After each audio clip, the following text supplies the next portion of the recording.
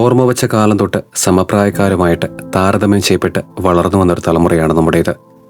എന്തിനും ഏതിനും മറ്റുള്ളവരെ കണ്ടുപഠിക്കാനും അവരെ പോലെയായി മാറണമെന്നുമൊക്കെ പറഞ്ഞ് അനാവശ്യ മത്സരബുദ്ധി കുട്ടികളിലും വിദ്യാർത്ഥികളിലുമൊക്കെ ഉണ്ടാക്കിയെടുത്ത വീട്ടുകാരും അധ്യാപകരുമാണ് ജീവിതം മത്സരമാണെന്നും കൂടെയുള്ളവരെ എന്തു ചെയ്തും തോൽപ്പിക്കണമെന്നുമൊക്കെ നമ്മളെ പറഞ്ഞു പഠിപ്പിച്ചത്. വ്രണം പിടിച്ച ഇതേ ചിന്താഗതിയിൽ നിന്ന് തന്നെയാണ് പിൻകാലത്ത് എത്ര കഷ്ടപ്പെട്ടാലും എന്തൊക്കെ ചെയ്താലും അതൊന്നും പോരാ എന്നും ജീവിതത്തിൽ നമ്മളൊന്നും എവിടെയും എത്തിപ്പെടില്ല എന്നുമൊക്കെ നമുക്ക് തോന്നി തുടങ്ങിയത്.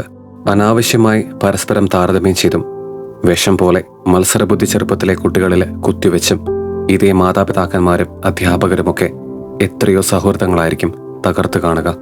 തുടങ്ങിവെച്ച കാലം തൊട്ട് ജീവിതത്തിൽ പലതും തെളിയിച്ചു കാണിക്കാനും മറ്റു മനുഷ്യരുടെ പ്രതീക്ഷകളുടെ ഭാരമേറാനും ചുറ്റുപാടുകൾ നമ്മളെ പ്രേരിപ്പിക്കുമ്പോൾ കാലിടറിയേക്കാം പലയിടങ്ങളിൽ. മത്സരം എന്ന ധാരണയിൽ ജീവിതത്തെ നേരിടുമ്പോൾ തോൽവികൾ മറിഞ്ഞേക്കാം. പക്ഷേ വിജയപരാജയങ്ങൾ അനുഭവിക്കാൻ ജീവിതം ഒരു വീഡിയോ ഗെയിം ഒന്നുമല്ല. നമുക്കെതിരെയോ കൂടെയോ നിൽക്കുന്നവര് ആ ഗെയിമിലെ കഥാപാത്രങ്ങളുമല്ല.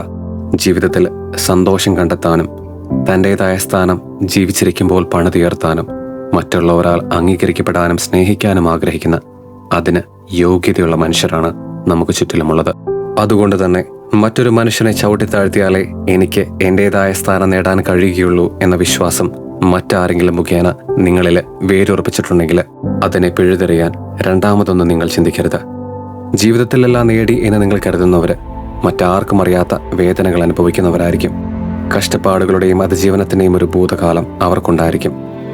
ഇതേ അനുഭവ സമ്പത്താണ് എല്ലാം നേടി എന്ന് നിങ്ങൾ കരുതുന്ന സന്തോഷത്തോടെ ജീവിക്കുന്ന മനുഷ്യരും നമ്മളും തമ്മിലുള്ള വ്യത്യാസം.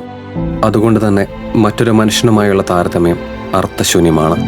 ഓർക്കുക, ആരും മത്സരാർത്ഥികളല്ല. ജീവിതം ഒരു മത്സരവുമല്ല. എന്നെക്കൊണ്ട് ചെയ്യാൻ കഴിയുന്നതിൻ്റെ പരമാവധി ആത്മാർത്ഥമായിട്ട് ചെയ്യുക.